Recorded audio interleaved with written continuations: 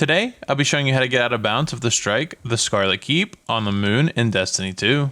Once you've loaded in, there's this giant gate that prevents you from going back out onto the moon. With some jumping on the wall to the right or some well-timed stasis crystals, you're able to jump up and over as the height barrier is just a little bit over the gate. From what I can tell, anytime you trigger a loading zone, it'll act as the normal area on the moon. However, Sarah's Harbor will remain locked to the Scarlet Keep strike. Following the natural progression of the strike down this tunnel and triggering the Scarlet Keep loading zone will bring us to our first true out of bounds. The mountain above the tunnel you just came out of pretty much has no boundaries whatsoever. You could jump to the left or you could follow my path on the right and get out really easy. Once you get out of here, there's a ton to explore, including these really bright lights that do get pretty annoying. You could jump over there and get on top of the spawn point. However, let me show you another quick out of bounds. Now, you don't technically have to take this hole to get over here, as you could have stayed up there and followed the mountain along. However, there's a hole right here by this first watchtower, and once you enter, on your right will be that giant first room.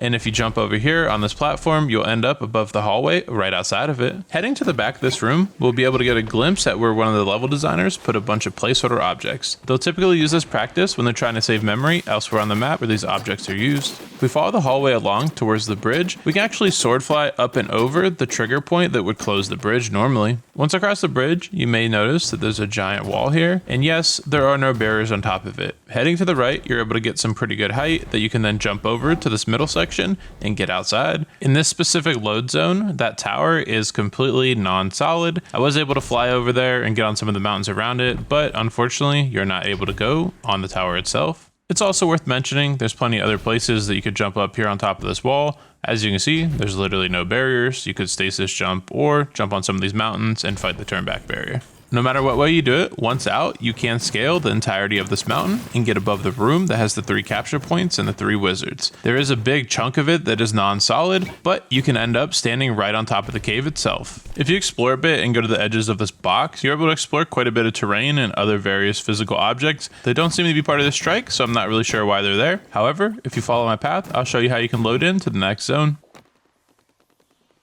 You may notice that the path in the distance leads to the bridge that's under the Scarlet Keep. Going down into this hole, you're able to trigger the loading zone for the Tower of Woe.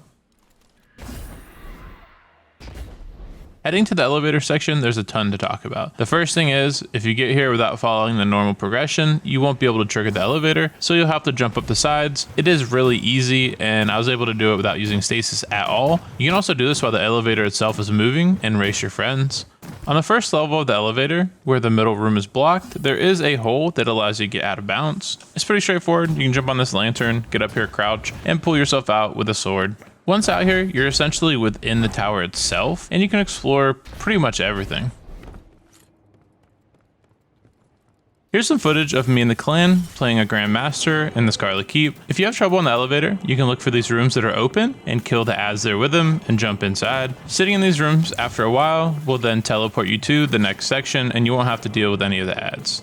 Once you get to the boss room, there's also another cheese. You can kill these 2 wizards right here, and the gate will open. If you and your fire team run through the gate before it closes, you'll be behind it. There's a pile of bones on the right that you can jump up to and get to a better vantage point to then attack the boss. Using this technique can be time consuming, especially if the boss or one of her ads are able to kill one of your fire team, so your mileage may vary. However, it is very easy to pull off if you're unable to kill this boss regularly.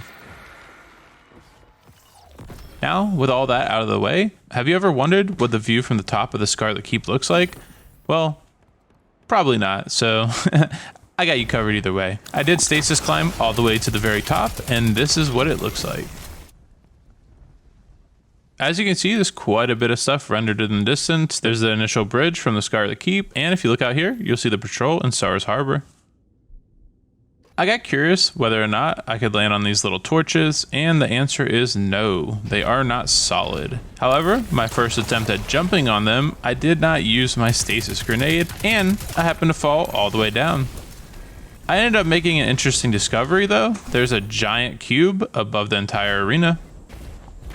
If you learned something new and enjoyed the video, please consider subscribing and leaving a like. If you didn't, then leave a dislike and let us know why in the comments. And as always, stay curious, Guardians.